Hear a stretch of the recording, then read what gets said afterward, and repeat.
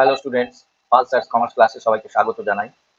আজকের কমার্স ক্লাসে তোমাদের সাথে আলোচনা করব কস্টিং নিয়ে, এবং কস্টিং এর যে chapter second chapter cost sheet আছে, সেই কস্ট শিট নিয়ে আজকে ডিটেলসে আলোচনা করব। এই কস্ট শিট চ্যাপ্টারটি খুবই ইম্পর্টেন্ট চ্যাপ্টার, বা এটাকে বলা যেতে পারে কস্টিং এর হার্ট চ্যাপ্টার, মানে কস্টিং এর একদম মেইন চ্যাপ্টার। এই চ্যাপ্টারটা ডিটেলসে তোমাদের শিখতে হবে, এবং ক্লাস 11-এর যে নতুন সেমিস্টার এবারে হয়েছে তাতেও এই কস্ট শিট চ্যাপ্টারটি খুব ভালোভাবে আছে, এবং এই চ্যাপ্টার থেকে অনেকগুলো ম্যাথ রিলেটেড কোয়েশ্চেন্সও তোমাদের আসবে।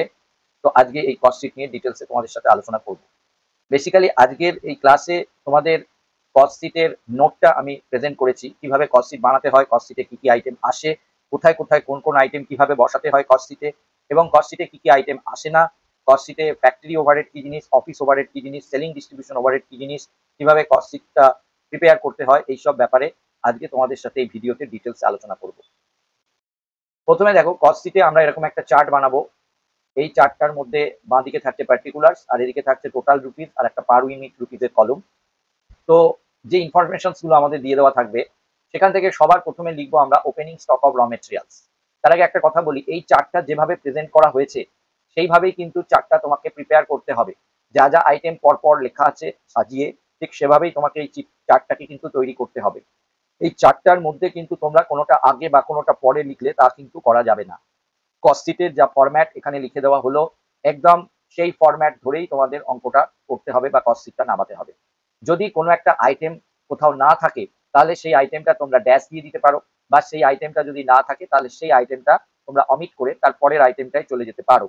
কিন্তু কস্ট শিটে কোনোটা আগে পরে লেখা যাবে না। প্রথমে আমরা কি করব, আমাদের প্রোডাকশন করতে কোনো একটা র মেটেরিয়ালস তো অবশ্যই লাগে। এটা ম্যানুফ্যাকচারিং ইউনিটে তৈরি করা হয়। যে সমস্ত অর্গানাইজেশন গুলো কোনো কিছু প্রোডাকশন করে তারপরে বিক্রি করছে, তাদের সেই প্রোডাকশন কস্টটাকে আমাদের ডিফারেন্ট ভাগে ভাগ করে করে আলোচনা করতে হয়, সেটাকেই আমরা কস্ট শিট বলি। এই কস্ট শিটের মাধ্যমে আমরা কোনো অর্গানাইজেশনের প্রোডাকশন কস্টকে অ্যানালাইসিস করতে পারি, কোন খাতে কত টাকা খরচ হলো সেইগুলোকে ভালো করে আমরা রিয়েলাইজ করতে পারি, এবং লাস্টে প্রফিট বা লস আমাদের কত হলো সেই সম্পর্কে আমরা ডিটেলস পেতে পারি। তো প্রথমে আমাদের কি করতে হবে, opening stock of raw materials লিখতে হবে। অর্থাৎ বছরের প্রথম দিনে যে র মেটেরিয়ালসটা আমাদের কাছে পড়ে আছে সেটাকে বলে opening stock of raw materials, সেইটার ফিগারটা আমাদের এইখানে লিখতে হবে। এরপরে এর সাথে প্লাস করতে হবে পারচেজ অফ র মেটেরিয়ালস, অর্থাৎ সারা বছরে আমরা আরো যত র মেটেরিয়ালস পারচেজ করেছি সেটা এখানে লিখতে হবে। আর এর সাথে আরেকটা আইটেম প্লাস করতে হবে, সেটা হচ্ছে carriage on purchase of raw materials. এই র মেটেরিয়ালস গুলো কিনে ফ্যাক্টরিতে নিয়ে আসার জন্য আমাদের যে গাড়ি ভাড়া লেগেছে সেটাকে বলা হয় carriage on purchase of raw materials. এই তিনটে আইটেম আমাকে যোগ করতে হবে। আমরা দাগ দিয়ে যোগ করেছি, যোগ করে এখানে নামালে এখান থেকে লেস করতে হবে closing stock of raw materials, অর্থাৎ বছরের শেষ দিনে যে র মেটেরিয়ালসটা আমাদের কাজে লাগেনি, গোডাউনে পড়ে আছে, সেটাকে আমরা লেস করে দেবো closing stock of raw materials. আর একটা লেস করবো যদি থাকে, সেটা হচ্ছে raw materials return to supplier. যে র মেটেরিয়ালসটা আমরা পারচেস করেছিলাম কিন্তু কোনো খারাপ বা কিছু অসুবিধার জন্য সেই র মেটেরিয়ালসটা আমরা আবার সাপ্লায়ারকে রিটার্ন করে দিয়েছি। আর একটা হচ্ছে abnormal loss of raw materials. এইটা হচ্ছে যে র মেটেরিয়ালসটা পুড়ে গেছে, আগুন লেগে হয়তো পুড়ে গেছে, বা বৃষ্টির জল লেগে ড্যামেজ হয়ে গেছে, নষ্ট হয়ে গেছে, যে র মেটেরিয়ালসটা আর প্রোডাকশনের কাজে লাগানো সম্ভব নয়, সেইটাকে বলা হয় abnormal loss of raw materials. তো আমরা opening stock of raw materials, purchase of raw materials আর carriage on purchase of raw materials, এই তিনটেকে প্লাস করব। এই তিনটে প্লাস করে যে ফিগারটা এখানে পেলাম, এই ফিগারটা থেকে আমরা মাইনাস করব closing stock of raw materials এর ফিগার, এটা অঙ্কে দেওয়া থাকবে, মাইনাস করব raw material return to supplier, আর মাইনাস করব abnormal loss of raw materials. এই তিনটে লেস করার পরে যে ফিগারটা আমরা পাচ্ছি সেটা আমরা পরের কলমে দেখাচ্ছি, এখানে তোমাদের সার্কেল করে দেখালাম। এটাকেই বলা হয় র মেটেরিয়াল কনজিউমড।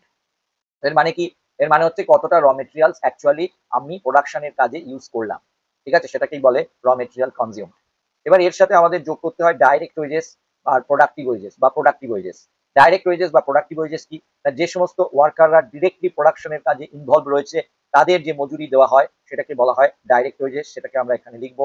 আর একটা হচ্ছে ডাইরেক্ট এক্সপেন্স বা চার্জেবল এক্সপেন্স। এই জিনিসটা কি, যা পার্টিকুলার কোনো একটা প্রোডাক্টের জন্য, যদি কোনো স্পেশাল কোনো ডিজাইন করার জন্য বা স্পেশাল কোনো ক্যারেক্টার প্রোডাক্টের মধ্যে আনার জন্য যদি আমাদের কোনো বিশাল, যদি স্পেশাল কোনো খরচ করতে হয়, সেই স্পেশাল খরচটাকে আমরা বলবো চার্জেবল এক্সপেন্স পার্টিকুলার, যেটা কিনা ওই প্রোডাক্টের জন্যই দরকার পড়ছে।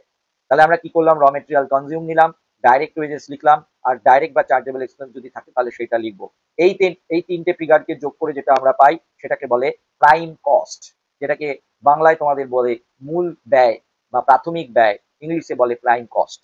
ঠিক আছে, তো এইটা হচ্ছে আমাদের প্রাইম কস্ট বেরিয়ে গেল। এই প্রাইম কস্ট হচ্ছে কিন্তু একটা হেডিং। ঠিক আছে, এই প্রাইম কস্টটা আমাদের এখানে বেরিয়ে গেল। এবারে এর সাথে আমাদের প্লাস করতে হবে ফ্যাক্টরি ওভারহেডস বা works overheads. Overheads means indirect expenses. দেখো, প্রোডাকশন করার জন্য যে আমাদের ফ্যাক্টরি যে চালাতে হচ্ছে, সেই ফ্যাক্টরির যে লাইট জ্বলছে, ফ্যাক্টরির যে ডেপ্রিসিয়েশন হচ্ছে, ফ্যাক্টরির যে হয়তো ফ্যাক্টরিটা আমরা ভাড়া নিয়ে করছি, তো ফ্যাক্টরির যে ভাড়া হচ্ছে, এইগুলোকে সব আমরা বলবো ফ্যাক্টরি ওভারহেডস। ঠিক আছে, তো প্রাইম কস্টের সঙ্গে আমরা ফ্যাক্টরি ওভারহেডসটাকে যোগ করে দেবো। এই ফ্যাক্টরি ওভারহেডসকে যোগ করার পরে আমরা যেটা পাবো সেটা হচ্ছে গ্রস ওয়ার্কস কস্ট। এটা অনেকে এই স্টেপটাকে দেখায় না, কিন্তু ফ্যাক্টরি ওভারহেড বা ওয়ার্কস ওভারহেড যোগ করার পর প্রাইম কস্টের সাথে ফ্যাক্টরি ওভারহেড এবং প্রাইম কস্টের সঙ্গে ফ্যাক্টরি ওভারহেড বা ওয়ার্কস ওভারহেড যোগ করার পর যেটা আমরা পাই সেটাকে আমরা বলি গ্রস ওয়ার্কস কস্ট। এই গ্রস ওয়ার্কস কস্টের সঙ্গে আমাদের প্লাস করতে হবে ওপেনিং ওয়ার্ক ইন প্রোগ্রেস। এই ওপেনিং ওয়ার্ক ইন প্রোগ্রেস জিনিসটা কি? ওপেনিং ওয়ার্ক ইন প্রোগ্রেস মানে হচ্ছে, ফার্স্টে বলি ওয়ার্কিং প্রোগ্রেস মানে কি। ওয়ার্কিং প্রোগ্রেস মানে কাজ চলছে, মানে যে জিনিসটা আমাদের র মেটেরিয়ালসেও নেই আর যে জিনিসটা আমাদের ফিনিশ গুডস হয়েও প্রোডাকশন হয়ে বেরোয়নি, মেশিনে চলছে, মেশিনে রয়েছে, মেশিনের ভেতর রয়েছে, প্রসেসিং চলছে, সেটাকে আমরা ওপেনিং ওয়ার্কিং প্রোগ্রেস বলি। অনেক বড় বড় ফ্যাক্টরি আছে যেখানে 24 আওয়ার্স কাজ হয়, ডে শিফটে, নাইট শিফটে কখনোই কিন্তু কাজ থেমে থাকে না। সেই সমস্ত ফ্যাক্টরিতে এই ওয়ার্কিং প্রোগ্রেসটা থাকে, অর্থাৎ সেখানে সবসময় কাজ হচ্ছে। তো কেউ যদি কস্টশিট তৈরি করতে বসে, যে কোনো সময় বসুক না কেন, দেখবে কিছুটা র মেটেরিয়ালস না সেটা র মেটেরিয়ালস এর গোডাউনে আছে, না সেটা প্রোডাকশন হয়ে ফিনিশ গুডস এর গোডাউনে গেছে, সেটা কিনা মেশিনে রয়েছে, প্রসেসিং চলছে, সেইটাকে আমরা বলবো ওয়ার্ক ইন প্রোগ্রেস। তো ওয়ার্ক ইন প্রোগ্রেস বছরের প্রথম দিনে যেটা থাকবে, এটা অঙ্কে বলে দেওয়া থাকবে, সেটা তোমাদের গ্রস ওয়ার্কস কস্টের সাথে প্লাস করতে হবে। প্লাস করে যেটা হলো সেই ফিগারটা আমরা এখানে বসালাম। এবার এখান থেকে লেস করতে হবে ক্লোজিং ওয়ার্ক ইন প্রোগ্রেস। বছরের শেষ দিনে যে ওয়ার্ক ইন প্রোগ্রেসটা পড়ে রয়েছে সেটা এখনো প্রোডাকশন হয়নি, তাই সেটাকে লেস করে দিতে হবে। লেস করে এই ফিগারটা আমরা পেলাম, যেটাকে টিক মারলাম। এবার এইখান থেকে, এইখানেই সবাই ওয়ার্কস কস্ট লিখে দেয়, কিন্তু না, কিছু কিছু অঙ্কে কখনো কখনো দেখবে, খুব রেয়ারই থাকে, এই স্ক্র্যাপ সোল্ড ব্যাপারটা থাকে। এই স্ক্র্যাপ সোল্ড যদি থাকে, সেই স্ক্র্যাপ সোল্ডটা কিন্তু এই closing work in progress less করার পরে যে ফিগারটা থাকে, সেখান থেকে কিন্তু স্ক্র্যাপ সোল্ডটা বাদ দিয়ে দিতে হয়। তো স্ক্র্যাপ সোল্ড জিনিসটা কি? অনেক ক্ষেত্রে আমাদের দেখা যায় ফ্যাক্টরিতে প্রোডাকশন করতে গিয়ে কিছু কিছু প্রোডাকশন ঠিক মতন হয়নি, ভুলভাল হয়ে গেছে, খারাপ প্রোডাকশন হয়ে গেছে, যেগুলো কিনা সঠিক দামে, বেশি দামের আমরা বিক্রি করতে পারবো না। সেগুলো আমরা অনেক সময় কি করি, সেই ওয়াস্টেজ এগুলো এক ধরনের, এইগুলোকে আমরা কি করি, অনেক সময় কম দামে, অল্প কিছু দামে বিক্রি করে দিই। তো সেইটাকে আমাদের বলা হয় স্ক্র্যাপ সোল্ড। ঠিক আছে, তো এই স্ক্র্যাপ সোল্ডটা এখান থেকে আমাদের বাদ দিয়ে দিতে হবে। বাদ দিয়ে যেটা পাওয়া যায় সেটাকে আমরা বলি ওয়ার্কস কস্ট। এই ওয়ার্কস কস্ট কিন্তু হচ্ছে আর একটা ফেজ বা আর একটা ভাগ। ওয়ার্কশপ থেকে এই কথাটা এসছে, ওয়ার্কস কস্ট কথাটা। ওয়ার্কশপ মানে হচ্ছে ফ্যাক্টরি, মানে এইটার মানে হচ্ছে ফ্যাক্টরি পর্যন্ত খরচ হচ্ছে এই ফিগারটা। এই ফিগারটা হচ্ছে ফ্যাক্টরি পর্যন্ত খরচ। এরপরে আমাদের এর সাথে, দেখো আমাদের তো ফ্যাক্টরি অবধি খরচ হলো, কিন্তু ফ্যাক্টরির সাথে সাথে কিন্তু আমাদের একটা অফিস মেনটেন করতে হয়। প্রতিটা বিজনেসেই একটা অফিস মেনটেন করতে হয়, সেখানে মিটিং হয়, সেখানে নানা রকম আলোচনা হয়, নানা রকম অ্যাকাউন্টেন্টসরা হিসাবপত্র রাখে। তো একটা অফিস মেনটেন করতে হয়। তো অফিসের জন্য এবং বিজনেসটাকে সুষ্ঠুভাবে চালানোর জন্য যে অ্যাডমিনিস্ট্রেশন এক্সপেন্স, সেগুলোকে আমরা বলি অফিস অ্যান্ড অ্যাডমিনিস্ট্রেশন ওভারহেড, যেটা কিনা ঠিক ওয়ার্কস কস্টের পরে পরেই যোগ করতে হয়। অফিস সংক্রান্ত যাবতীয় খরচ, এই অফিস বা প্রশাসন সংক্রান্ত যাবতীয় খরচ এই অফিস অ্যান্ড অ্যাডমিনিস্ট্রেশন ওভারহেড এর মধ্যে আসবে।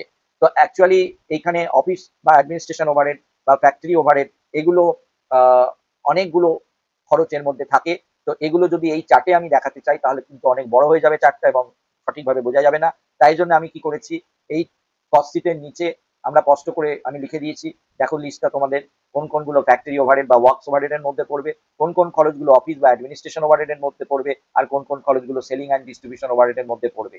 এইটার ব্যাপারে আমি নিচে পরে আলোচনা করছি। আপাতত আমি কস্ট শিটটা তোমাদের ভালো করে বুঝিয়ে বলছি। তো অফিস অ্যান্ড অ্যাডমিনিস্ট্রেশন ওভারহেড, এই ওয়ার্কস কস্টের পরে যত ধরনের অফিস অ্যাডমিনিস্ট্রেশন ওভারহেড আছে আমরা যোগ করব। যোগ করার পরে এটা যোগ করে নামিয়ে যেটা পাবো সেটাকে আমরা বলবো কস্ট অফ প্রোডাকশন। এটা একটা ফেজ। কস্ট অফ প্রোডাকশন মানে হচ্ছে আমরা যত প্রোডাকশন করলাম তার কস্ট হচ্ছে এই কস্ট অফ প্রোডাকশনটা। ঠিক আছে, হয়ে গেল, আমরা যত প্রোডাকশন করেছি তার কস্টটা হচ্ছে এই কস্ট অফ প্রোডাকশন বেরিয়ে গেল। এবার কস্ট অফ প্রোডাকশন মানে যেটা প্রোডাকশন হয়েছে তার সঙ্গে আগের বছর থেকে যেটা ফিনিশ গুডস এর গোডাউনে অবিকৃত অবস্থায় পড়েছিল, যেটাকে বলা হয় ওপেনিং ফিনিশ গুডস, সেই ওপেনিং ফিনিশ গুডসটাকে আমরা এর সাথে প্লাস করব। ঠিক আছে, প্লাস করে দাগ দিয়ে যোগ করে নামাবো। এইখান থেকে আবার লেস করব ক্লোজিং ফিনিশড গুডস, অর্থাৎ বছরের শেষ দিনে যে ফিনিশ গুডস গুলো অবিকৃত অবস্থায় পড়ে আছে, সেই ক্লোজিং ফিনিশ গুডস এর ফিগার গুলোকে আমরা এখান থেকে লেস করব। লেস করার পরে যে ফিগারটা পাবো সেটাকে বলা হয় cost of goods sold. Cost of goods sold মানে হচ্ছে যে গুডসটা আমি বিক্রি করলাম তার কস্ট প্রাইস, এটা হচ্ছে আর একটা ফেজ। যেগুলো তোমাদের এই চার্টে নীল কালি দিয়ে লিখে দিয়েছি, ব্লু কালারে লিখেছি, সেগুলো প্রত্যেকটাই হচ্ছে কি এক একটা ফেজ। এগুলো অবশ্যই তোমাদের লিখতে হবে এবং ক্যাপিটাল লেটারে লিখতে হবে, পারলে তোমরা অন্য কালিও ইউজ করে এটা লিখতে পারো। তো কস্ট অফ গুডস সোল্ড এইটা আমরা পেয়ে গেলাম। কস্ট অফ প্রোডাকশনের সঙ্গে ওপেনিং ফিনিশ গুডস প্লাস করে আর ক্লোজিং ফিনিশ গুডস লেস করে আমরা পেয়ে গেলাম কস্ট অফ গুডস সোল্ড। এই কস্ট অফ গুডস সোল্ড মানে হচ্ছে, দেখো কস্ট অফ প্রোডাকশন আর কস্ট অফ গুডস সোল্ড এর মধ্যে ডিফারেন্স কোথায়? কস্ট অফ প্রোডাকশন মানে হচ্ছে আমি কত ইউনিট প্রোডাকশন করলাম তার কস্ট। ধরো আমি সাপোজ 10,000 ইউনিট প্রোডাকশন করলাম, তো 10,000 ইউনিট প্রোডাকশনের কস্টটা হচ্ছে কস্ট অফ প্রোডাকশন, ঠিক আছে। আর ধরো আমি 8,000 ইউনিট সেল করলাম, তাহলে 8,000 ইউনিট যে সেল করলাম তার কস্টটা হচ্ছে কস্ট অফ গুডস সোল্ড, বুঝা গেছে। এরপরে আমাদের এর সাথে প্লাস করতে হবে সেলিং অ্যান্ড ডিস্ট্রিবিউশন ওভারহেডস। এই সেলিং অ্যান্ড ডিস্ট্রিবিউশন ওভারহেডস এর মধ্যে বিক্রি বা বন্টন সংক্রান্ত সমস্ত খরচগুলো আমরা এখানে নেব, যেটা নিচের চার্টে পরে আমি বলছি। তো সেলিং অ্যান্ড ডিস্ট্রিবিউশন ওভারহেড গুলো যোগ করার পরে আমরা যেটা পাবো সেটাকে বলা হয় কস্ট অফ সেলস বা টোটাল কস্ট। এটা হচ্ছে আর একটা ফেজ, কস্ট অফ সেলস বা টোটাল কস্ট। এই টোটাল কস্ট বেরিয়ে গেল, এই টোটাল কস্টের সঙ্গে আমরা প্রফিট যোগ করব, প্রফিট যোগ করে যেটা পাবো সেটাই হচ্ছে সেলস বা সেলিং প্রাইস। কিন্তু অনেক সময় কি হয়, এই প্রফিটটা আমাদের না বলে দিয়ে আমাদের এই সেলিং প্রাইসটা বলা থাকে আর এদিকের এই কস্ট অবধি বলা থাকে, ঠিক আছে। এই সেলিং প্রাইস থেকে যদি কস্ট অবধি তো আমরা কস্ট শিটের মাধ্যমে পেয়ে যাচ্ছি কস্ট অফ সেলস বা টোটাল কস্ট, আর সেলিং প্রাইসটা ধরো বলা আছে, প্রফিটটা আমাদের বলা নেই, তখন আমরা কি করব, এই সেলিং প্রাইস এই প্রফিটের জায়গাটা ফাঁকা রাখবো প্রথমে, ঠিক আছে। এই প্রফিটের জায়গাটা ফাঁকা রাখবো, রেখে আমরা কি করব, এই টোটাল কস্ট অবধি বার করার পর প্রফিটের জায়গাটা ফাঁকা রেখে আমরা সেলস এর ফিগারটা বসিয়ে নেবো, তারপরে সেলস এর ফিগার থেকে টোটাল কস্টের ফিগারটা বাদ দিলে আমরা প্রফিটটা পেয়ে যাব। যদি দেখা যায় সেলস এর অ্যামাউন্টটা বেশি, টোটাল কস্টটা কম, সাপোজ ধরলাম সেলস এর অ্যামাউন্টটা হচ্ছে 100 আর টোটাল কস্ট হচ্ছে 80, তাহলে টোটাল কস্ট 80 আর সেলিং এর জায়গায় লিখলাম 100, তো 100 মাইনাস 80 করে 20 রুপিস হচ্ছে আমাদের প্রফিট, কেননা এখানে 80 এর সঙ্গে 20 প্লাস করলে তবেই প্রফিট, 20 প্লাস করলে তবে এটা 100 আসবে। আবার যদি লস আসে তখন আমরা কি করব, এই সেলস থেকে তখন দেখা যাবে সেলসটা হচ্ছে 120 আর ধরো টোটাল কস্টটা হচ্ছে গিয়ে 150, টোটাল কস্ট হচ্ছে 150 আর সেলসটা হচ্ছে 120, ঠিক আছে। তাহলে আমাদের কি হবে, এইখানে সেলসে লিখলাম 120 আর টোটাল কস্ট বেরিয়েছে 150, তাহলে 150 থেকে 120 মাইনাস করলে যে ডিফারেন্স আসবে -30, অর্থাৎ লস হলে মাইনাস করব, -30 এখানে বসাবো, তো 150 টোটাল কস্ট থেকে 30 মাইনাস করলে 120 সেলিং প্রাইস আসবে এবং তখন সেটা লস শো করবে। এইখানে বারবার বলছি, এই কস্ট শিটের এই যে চার্টটা তোমাদের বললাম, এই চার্টটা কিন্তু আগে পরে করা যাবে না। যেমন ধরো তুমি আগে ফ্যাক্টরি ওভারহেডটা পরে যোগ করলে, ওয়ার্ক ইন প্রোগ্রেস আগে যোগ করে দিলে, স্ক্র্যাপ সোল্ড পরে মাইনাস করলে, বা আগে অফিস অ্যাডমিনিস্ট্রেশন ওভারহেড প্রাইম কস্টের সাথে যোগ করে দিলে, তারপরে তুমি ফ্যাক্টরি ওভারহেড যোগ করলে, এরকম কিন্তু আগে পরে করা যাবে না। একবারে ডিটো যেভাবে পরপর এই স্টেপটা সাজানো আছে সেইভাবেই কিন্তু তোমাদের কস্ট শিট বানাতে হবে। এই চার্টটা তোমরা অবশ্যই লিখে নেবে এবং এই চার্টটা তোমরা কিন্তু মুখস্থ করে নেবে বা পরপর স্টেপ বাই স্টেপ মনে রাখবে। এবারে যেটা বলবো, কস্ট শিট করার সময় বেশ কিছু আইটেম আমরা কিন্তু কনসিডার করি না, মানে এইগুলো আমরা কস্ট শিটে করার সময় নেব না।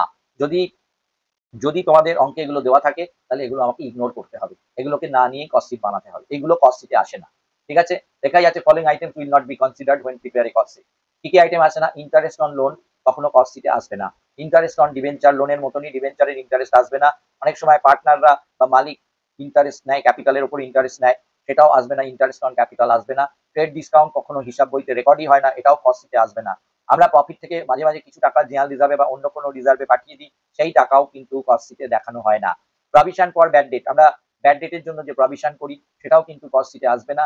Provision for discount on debtors, ডেটর্সের জন্য যদি আমরা প্রভিশন করি সেটাও কস্ট শিটে আসবে না।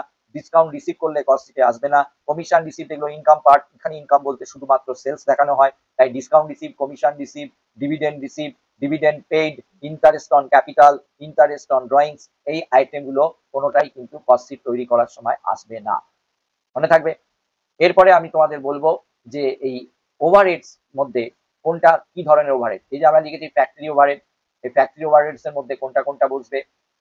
দেখো লিস্ট অফ ওভারহেডস বা ইনডাইরেক্ট এক্সপেন্সেস আমরা বলেছি, তো ফ্যাক্টরি ওভারহেডস এর মধ্যে কোনটা কোনটা আসবে সেটা বলি।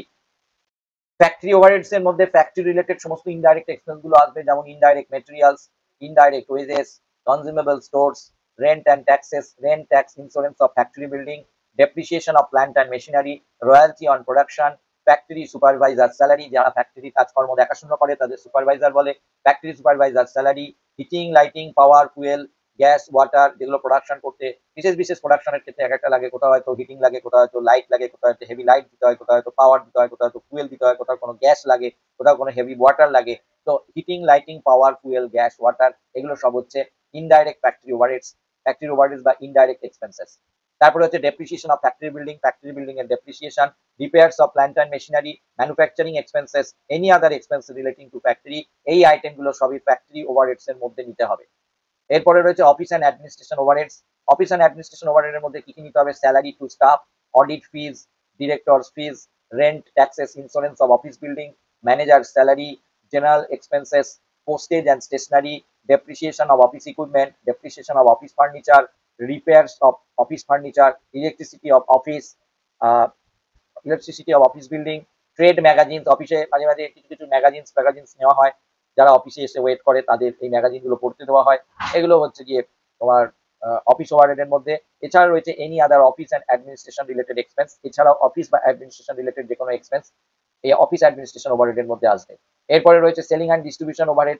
এর মধ্যে রয়েছে advertisement expense, salary and commission paid to the salesman, travelling expenses, sales managers commission, carriage outward, expenses for sales promotion, running and maintenance expenses, showroom expenses, delivery man's salary, packing expenses, and any other expenses relating to selling and distribution.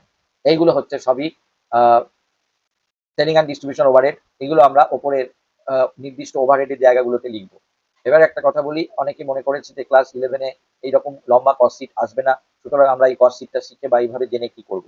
আমি তোমাদের বলি, cost শিটটা তোমাদের অবশ্যই শিখতে হবে এবং জানতে হবে, এবং এই কস্ট শিটটাকে নির্ভর করেই এর ওপরেই তোমাদের ছোট ছোট করে অনেক ধরনের কোয়েশ্চেন আসবে। যেমন আমি একটা উদাহরণ হিসাবে বলতে পারি, তোমাদের বলা হলো যে ওয়ার্ক কস্টের সঙ্গে কি যোগ করলে কস্ট অফ প্রোডাকশন পাওয়া যাবে। ঠিক আছে, তাহলে তোমাদের কি জানতে হবে যে ওয়ার্ক কস্টের সঙ্গে অফিস অ্যান্ড অ্যাডমিনিস্ট্রেশন ওভারহেড যোগ করলে তারপরেই কস্ট অফ প্রোডাকশন পাওয়া যাবে। তারপরে তোমাদের বলা হলো যে গ্রস ওয়ার্কস কস্ট আর ওয়ার্কস কস্টের মধ্যে কি ডিফারেন্স। তখন বলতে হবে যে গ্রস ওয়ার্কস কস্টের সঙ্গে ওপেনিং ওয়ার্কিং প্রোগ্রেস আর প্লাস করলে, আর ক্লোজিং ওয়ার্কিং প্রোগ্রেস মাইনাস করলে, আর যদি স্ক্র্যাপ সোল্ড থাকে সেটা লেস করার পর যেটা পাওয়া যায় সেটা হচ্ছে ওয়ার্কস কস্ট। তারপরে ধরো বললো প্রাইম কস্টের মধ্যে কি কি আইটেম থাকে, কি কি বিষয় নিয়ে প্রাইম কস্ট তৈরি। প্রাইম কস্টের মধ্যে থাকে raw material consume, direct wages আর চার্জেবল এক্সপেন্স। তো এইরকম ভাবে বা আরো ছোট ছোট তোমাদের একটা অঙ্ক দিল, ধরো বললো প্রাইম কস্ট হলো 10,000 টাকা, ওপেনিং ওয়ার্কিং প্রাইম কস্ট বললো 10,000 টাকা, আর গ্রস ওয়ার্কস কস্ট বলে দিল 15,000 টাকা। তাহলে বললো ফ্যাক্টরি ওভারহেড কত, তাহলে তোমার 15,000 গ্রস ওয়ার্কস কস্ট থেকে প্রাইম কস্ট 10,000 বাদ দিলে 5,000 টাকা হলো ফ্যাক্টরি ওভারহেড। এরকম এছাড়া ক্লোজিং স্টকের ভ্যালুয়েশন, এগুলো ডিটেলসে থাকবে।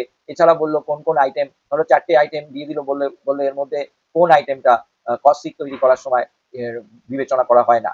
তো এইটাও আমাদের ডিটেলসে জানতে হবে, বা এখান থেকেও দিতে পারে কোন কোন ওভারহেডস গুলো কি হেডের মধ্যে পড়ে। যেমন বললো postage and stationery, which type of overheads, office overhead না ফ্যাক্টরি ওভারহেড না সেলিং ডিস্ট্রিবিউশন ওভারহেড। এরকম নানা ধরনের কোয়েশ্চেন তোমাদের আসতে পারে। সুতরাং কস্ট শিটটা যদি তোমরা ভালো করে ডিটেলসে না শেখো, তাহলে এইভাবে কোনো উত্তর দেওয়াটা তোমাদের পক্ষে কঠিন হয়ে যাবে।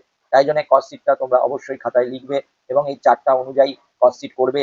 এর আমি পরবর্তী ভিডিওতে, এই ভিডিওটির পরবর্তী ভিডিওতে আমি কস্ট শিটের বিভিন্ন ম্যাথস তোমাদের শেখাবো, কিভাবে কস্ট শিটের অঙ্ক করতে হবে, তার প্র্যাকটিক্যাল ম্যাথ আমি 2-4টে তোমাদের পরের ভিডিওতে অবশ্যই শেখাবো। এবং সেখানে পার ইউনিট কস্ট কি করে বার করে, ক্লোজিং স্টকের ভ্যালু কি করে বার করতে হয়। ক্লোজিং স্টকের আপাতত 2টো মেথড তোমাদের আছে, FIFO method, first in first out method, আর LIFO method, LIFO LIFO method.